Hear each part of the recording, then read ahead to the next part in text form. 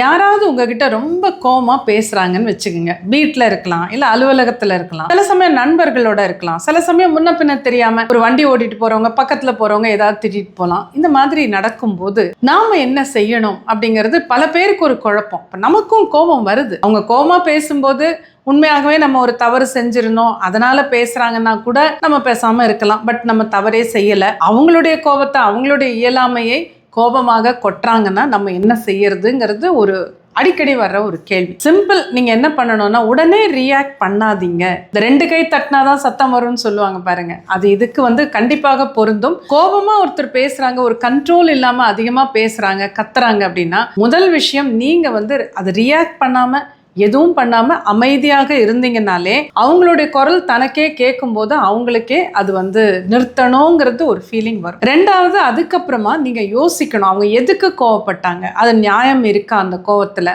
உங்ககிட்ட ஏதாவது தவறு இருக்கா, அதை நீங்கள் திருத்தி கொள்ள வேண்டுமா, இல்லை நீங்கள் அவங்கக்கிட்ட ஏதாவது பேசணுமா, அதை பற்றி மன்னிப்பு கேட்க வேண்டியதா கேட்கலாம், ஸோ சாரின்னு சொல்லலாம். இல்லை நீங்கள் செய்த ஏதாவது ஒரு தவறை அவங்க சுட்டி காட்டி கோவப்பட்டிருந்தாங்கன்னா அதுக்கு நீங்கள் பிராயச்சித்தமாக என்ன செய்ய முடியும், என்ன சொல்ல முடியும்னு பாருங்கள். ஏன்னா எப்போவுமே நம்ம தவறே பண்ணலைன்னு சொல்ல முடியாது, சில சமயம் இருக்கலாம். அப்படி எதுவுமே நீங்கள் தப்பாக பண்ணலை, அவங்க கோவப்பட்டதுக்கு காரணமே வேற ஏதோ யாரோ பண்ணது, நீங்கள் அதுக்கு காரணம் இல்லை பொறுப்பில்லைன்னு இருந்ததுன்னா கொஞ்சம் அமைதியாக இருந்து அந்த நேரம் அதை விட்டுட்டு அவங்களும் அமைதியா இருக்கும்போது நீங்க அதை பத்தி சொல்லலாம். இது நான் எதுவும் பண்ணல, இது இப்படிதான் நடந்தது, இனிமே இது நடக்காம நம்ம பார்த்துக்கலாம். அப்படி கொஞ்சம் நிதானமா பேசிட்டோம்னா அந்த விஷயம் அங்கேயே முடிஞ்சிடும். இப்போ நீங்களும் உங்க கோபத்தை காமிச்சிட்டீங்கன்னு வச்சுக்கோங்க, அப்புறம் அவங்களும் இன்னும் கோவப்படுவாங்க, நீங்களும் இன்னும் கோவப்படுவீங்க. மனிதர்களுக்கு எப்பவுமே அந்த ஈகோ அப்படிங்கிறது அதை தாண்டுவது ரொம்ப சிரமம். அந்த ஈகோவை வளர விடாம பார்த்துக்குங்க, கோபத்தை வளர விடாதீங்க. கோபத்தால் சாதிக்கக்கூடியது எதுவுமே இல்லை. உறவுகள் எல்லாமே